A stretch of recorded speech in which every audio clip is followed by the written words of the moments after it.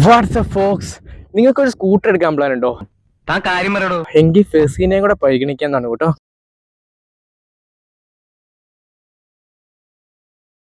കാരണം ഇപ്പം സെയിൽസ് തകർത്തുകൊണ്ടിരിക്കുന്ന കുറച്ച് കൊമ്പന്മാരില്ലേ മാർക്കറ്റില്, അവർക്കുള്ള ഒരു സാധനം പോലും നമ്മുടെ ഈ ഫെസീനയ്ക്കില്ല. പക്ഷെ ഫെസീനയ്ക്കുള്ള കുറച്ച് സാധനങ്ങളുണ്ട്, അതൊന്നും നമ്മുടെ ഇപ്പോഴത്തെ ഈ പറഞ്ഞ കൊമ്പന്മാരുടെ കയ്യിൽ ഇല്ല താനും. അതാണ് ശരിക്കും ഫെസീനോ.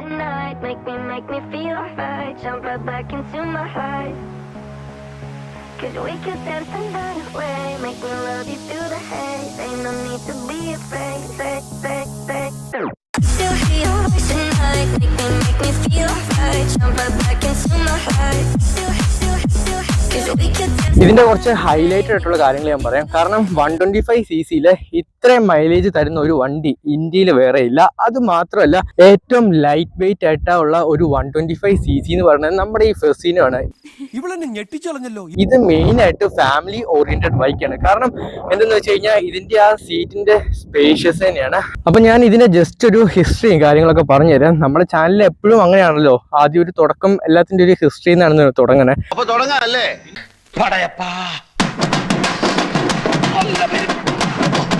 അപ്പം ഇത് നമ്മുടെ ഇന്ത്യയിൽ ലോഞ്ച് ചെയ്യുന്നത് 2015 15 ലോഞ്ച് ചെയ്യുന്ന സമയത്ത് 100cc ഇത് സ്റ്റാർട്ട് ചെയ്ത് അത്യാവശ്യം നല്ലൊരു ഗ്രോത്ത് തന്നെ ആ സമയത്ത് ഉണ്ടായിരുന്നു കേട്ടോ. കാരണം ഒന്നാമത്തെ മെയിൻ റീസൺ ഫീമെയിൽസിനൊക്കെ അത്യാവശ്യം നല്ല കംഫർട്ട് ആയിട്ടുള്ള ഒരു ബൈക്കും കൂടിയാണ് ഇത്. കാരണം ലൈറ്റ് വെയിറ്റ് തന്നെയാണ് ഇതിന്റെ മെയിൻ റീസൺ.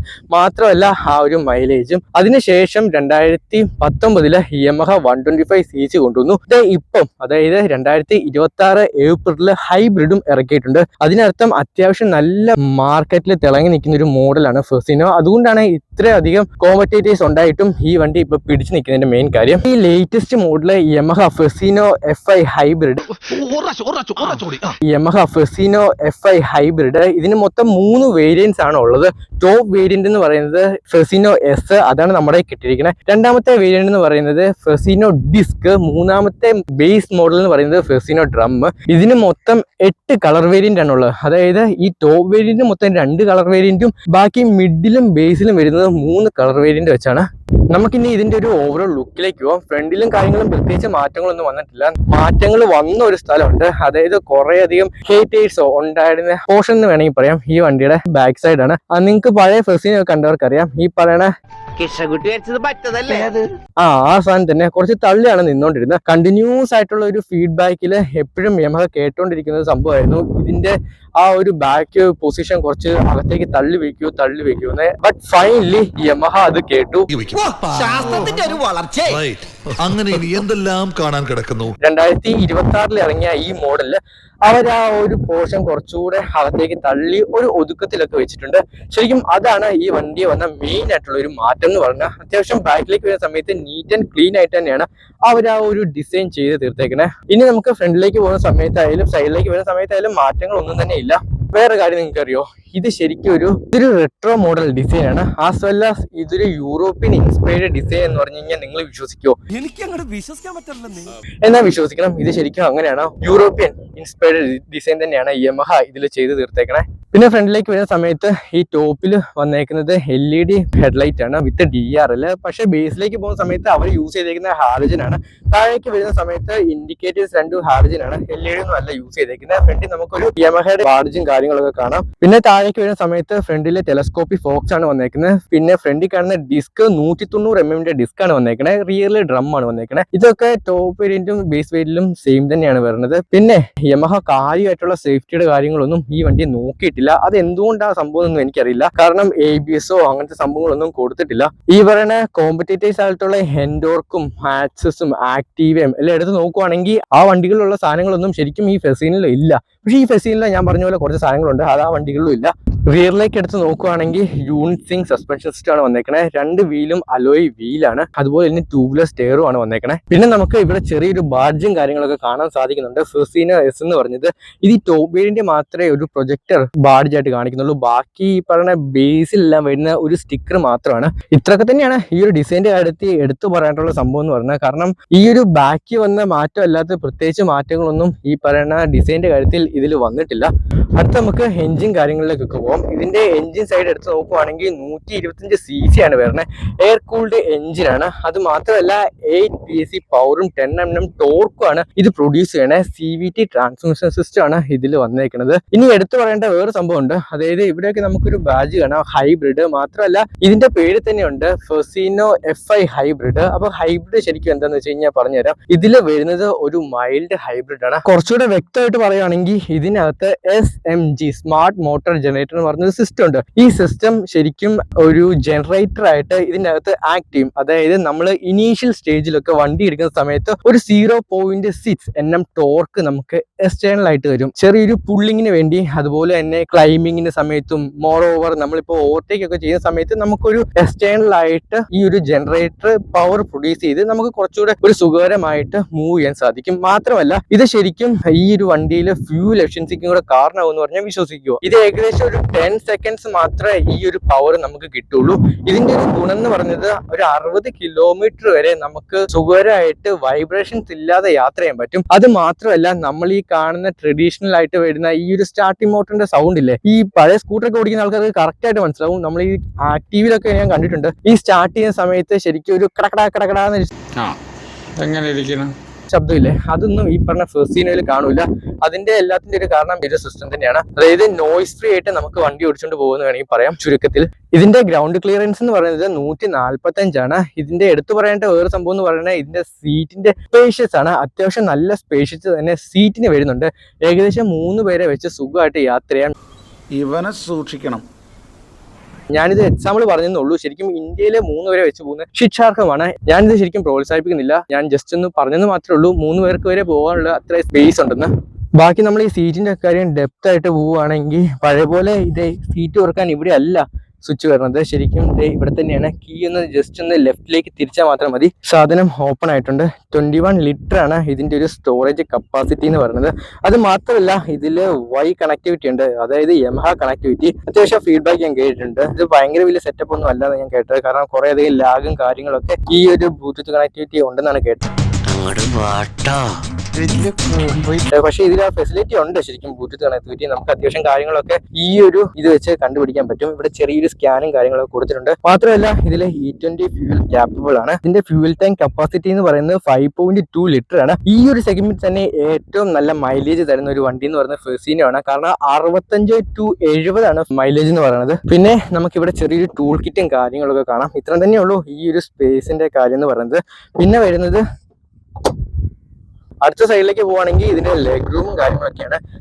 ഈ ഒരു ഫ്ലോർ മാറ്റിന്റെ അവിടെ തന്നെയാണ് ഇതിന്റെ ബാറ്ററിയും കാര്യങ്ങളൊക്കെ വരുന്നത്. കാരണം ഞാൻ പറഞ്ഞോളൂ ഇതൊരു മൈൽഡ് ഹൈബ്രിഡ് ആണല്ലോ, ഇതിന് ബാറ്ററിയും കാര്യങ്ങളൊക്കെ ഉണ്ട്. പിന്നെ എല്ലാവരും പറഞ്ഞ പോലെ ഇതിൽ ഗ്യാസ് ഊറ്റി കൊണ്ടുപോകാൻ പറ്റുമെന്നൊക്കെ ചോദിച്ചു കഴിഞ്ഞാൽ സത്യം പറഞ്ഞാൽ ഗ്യാസ് ഊറ്റി ഒന്നും കൊണ്ടുപോകാൻ പറ്റില്ല. അത്രയ്ക്കുള്ള സ്പേസും കാര്യങ്ങളൊന്നും ഫ്രണ്ട് വരുന്നില്ല. ജസ്റ്റ് നമ്മുടെ കാല് വെക്കാൻ മാത്രമുള്ള ഒരു ഡിസൈനിൽ തന്നെയാണ് ഇത് വന്നേക്കുന്നത്. സ്കൂട്ടർ സെഗ്മെന്റ് യൂസ് ചെയ്യുന്ന സമയത്ത് കൂടുതലും ആൾക്കാരും ശരിക്കും ഗ്യാസ് ഊറ്റി വെക്കുന്നതും സംഭവവും കാര്യങ്ങളും പച്ചക്കറി മേടിക്കും വെക്കുന്നതും എല്ലാം തന്നെ ഈ ഒരു ഫ്രണ്ടിലാണ്. കാരണം ബൈക്കിനെ വെച്ച് നോക്കുന്ന സമയത്ത് ഒരു വീട്ടിലേക്കുള്ള സാധനങ്ങളും അത്യാവശ്യം വേണ്ട സാധനങ്ങളെല്ലാം തന്നെ നമുക്ക് വെക്കാൻ പറ്റിയതും കൊണ്ടുകിടക്കാൻ പറ്റിയതും ഒരു വണ്ടി എന്ന് പറയുന്നത് സ്കൂട്ടർ സെഗ്മെന്റ് തന്നെയാണ്. അതുകൊണ്ടാണ് ആൾക്കാർ എപ്പോഴും ഗ്യാസ് ഊറ്റി വെക്കാൻ പറ്റുമോ, ആ സാധനം വെക്കാൻ പറ്റുമോ, ഈ സാധനം വെക്കാൻ പറ്റുമോ എന്നൊക്കെ ചോദിക്കുന്നത്. ശരിക്കും കാല് വെക്കാൻ മാത്രമുള്ള ഇടം മാത്രമേ ഫ്രണ്ട് വരുന്നുള്ളൂ. എനിക്ക് തോന്നുന്നത് ഏകദേശം ഒരു 5'10" മേലിൽ ഹൈറ്റ് ഉള്ളവർക്കൊക്കെ ചെറിയൊരു ബുദ്ധിമുട്ടായിരിക്കും. കാലിന്റെ മുട്ട് മിക്കവാറും ഈ ഒരു സൈഡിൽ തട്ടാനുള്ള സാധ്യതയൊക്കെ ഉണ്ട്. അതുപോലെ തന്നെ ഇവിടെ ചെറിയൊരു ഹുക്കും കാര്യങ്ങളൊക്കെ കാണാം. നമുക്ക് എന്തെങ്കിലും കൂടോ എന്തെങ്കിലും തൂക്കിയിടണമെങ്കിൽ ഇടാം. പിന്നെ ഇവിടെ ചെറിയൊരു ഫെസിനോയുടെ ബാഡ്ജും കാര്യങ്ങളൊക്കെ കൊടുത്തിട്ടുണ്ട്.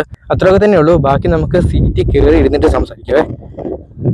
780 mm ആണ് ഇതിന്റെ സീറ്റ് ഹൈറ്റ് എന്ന് പറയുന്നത്. മാത്രമല്ല 98 കിലോയെ ഈ ഒരു സ്കൂട്ടർ ഉള്ളൂ. അതായത് കമ്പാരിറ്റീവ്ലി ഈ പറഞ്ഞ 125 സെഗ്മെന്റിലെ ഏറ്റവും ലൈറ്റ് വെയിറ്റ് സ്കൂട്ടർ ഇത് തന്നെയാണ്.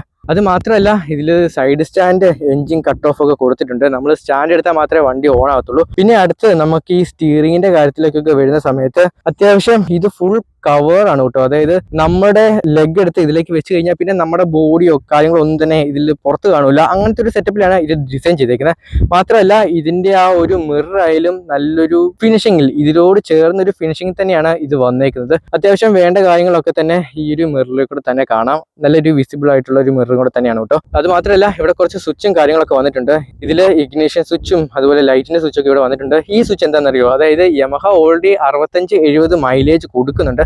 അത് അല്ലാതെ നമുക്ക് കുറച്ചുകൂടെ എന്തെങ്കിലുമൊക്കെ സേവ് ചെയ്യണമെങ്കിൽ ഇത് ഈ സ്വിച്ച് ഓൺ ആക്കിയിട്ടാൽ മതി. അതായത് automatic engine start and stop switch. നമ്മൾ ഈ ട്രാഫിക്കിലൊക്കെ നിൽക്കുന്ന സമയത്ത് നമ്മൾ ഈ സ്വിച്ച് ഓൺ ആക്കി ഇടുവാണെങ്കിൽ ഓട്ടോമാറ്റിക് ആയിട്ട് ആ ഒരു നിൽക്കുന്ന സമയത്ത് എഞ്ചിൻ ഓഫ് ആവുകയും പിന്നെ നമ്മൾ ത്രോട്ടിൽ കൊടുക്കുന്ന സമയത്ത് ഓൺ ആവുകയും ചെയ്തോളും. പിന്നെ ഇങ്ങോട്ട് വരുന്ന സമയത്ത് ഇവിടെ ഒരു പാസ് സ്വിച്ച് കാണാം, ഇൻഡിക്കേറ്റർ, ഹോൺ, അതുപോലെ തന്നെ നമുക്ക് ഈ പറഞ്ഞ TFT ഡിസ്പ്ലേ കൺട്രോൾ ചെയ്യാനുള്ള ഒരു സ്വിച്ചും കാര്യങ്ങളൊക്കെ ഇവിടെ കൊടുത്തിട്ടുണ്ട്. പിന്നെ ഇതിൻ്റെ ടോപ്പ് വേരിയന്റിലേക്ക് വരുന്ന സമയത്ത് ഈ പറഞ്ഞ ഫെസിനോ എസിൽ അവർ യൂസ് ചെയ്തേക്കുന്ന TFT ഡിസ്പ്ലേ ആണ്. അത് കൺട്രോൾ ചെയ്യാനുള്ള സ്വിച്ചും കാര്യങ്ങളൊക്കെ ഇവിടെ കൊടുത്തിട്ടുണ്ട് കേട്ടോ. അതുപോലെ തന്നെ മിഡിലേക്ക് വരുന്ന സമയത്ത് അവർ യൂസ് ചെയ്തേക്കുന്ന LED ഡിസ്പ്ലേ ആണ്. ഏറ്റവും ബേസ് മോഡലിൽ അനലോഗ് ഡിസ്പ്ലേ ആണ് അവർ യൂസ് ചെയ്തേക്കുന്നത്. അപ്പം നിങ്ങൾക്ക് ഈ പറഞ്ഞ ഫെസിനോ എടുക്കാൻ പ്ലാൻ ഉണ്ടെങ്കിൽ ഇതിൻ്റെ പ്രൈസും ഡീറ്റെയിൽസും കാര്യങ്ങളൊക്കെ ഞാൻ നമ്മുടെ വീഡിയോയിലും ഡിസ്ക്രിപ്ഷനിലും കൊടുത്തേക്കാം. മാത്രമല്ല നമുക്ക് ഈ വണ്ടി കിട്ടിയത് ജോർജ് മൈജോയിൽ നിന്നാണ്. നിങ്ങൾക്ക് എന്തെങ്കിലും ഫിനാൻഷ്യലിൻ്റെ കാര്യമോ അതല്ലെങ്കിൽ ഈ യമഹയുടെ ബൈക്കായിട്ട് എന്തെങ്കിലും സംബന്ധമായ കാര്യങ്ങൾ അറിയേണ്ടതുണ്ടെങ്കിൽ നിങ്ങൾക്ക് അവരെ കോൺടാക്ട് ചെയ്താൽ മതി. അവരുടെ കസ്റ്റമർ സപ്പോർട്ട് നമ്പറൊക്കെ ഞാൻ താഴെ കൊടുത്തേക്കാം. മാത്രമല്ല കോട്ടയത്തെ തന്നെ അത്യാവശ്യം ഫേമസ് ആയതും അത്യാവശ്യം നല്ല ടോപ്പ് ഷോറൂം യമഹയുടെ ഈ പറഞ്ഞ ജോർജ് മൈജോ ആണ്. നിങ്ങൾക്ക് അവരെ കോൺടാക്ട് ചെയ്യാം. ഞാൻ ജസ്റ്റ് ഇതിൻ്റെ ഒരു സൗണ്ട് ഒന്ന് കേൾപ്പിച്ചു തരാം കേട്ടോ വണ്ടിയുടെ. ശരിക്കും പറഞ്ഞാൽ ഇത് സ്റ്റാർട്ടാകും നമ്മൾ ശരിക്കും അറിയില്ല. ഒരു വൈബ്രേഷൻ സ്റ്റാർട്ടായിട്ട് പിന്നെ അങ്ങ് സ്മൂത്ത് ആണ്. കേൾക്കാൻ പറ്റുന്ന എനിക്കറിയില്ല.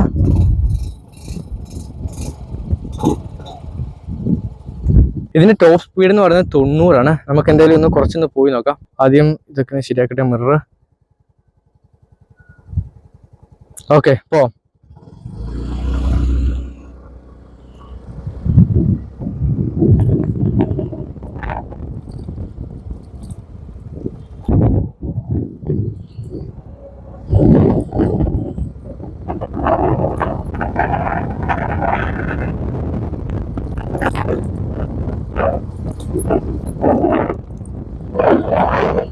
സസ്പെൻഷൻ കാര്യം എടുത്ത് പറയുകയാണെങ്കിൽ അത്യാവശ്യം ചെറിയൊരു സ്റ്റിഫ്നെസ് നമുക്ക് ശരിക്കും ഫീൽ ചെയ്യുന്നുണ്ട്.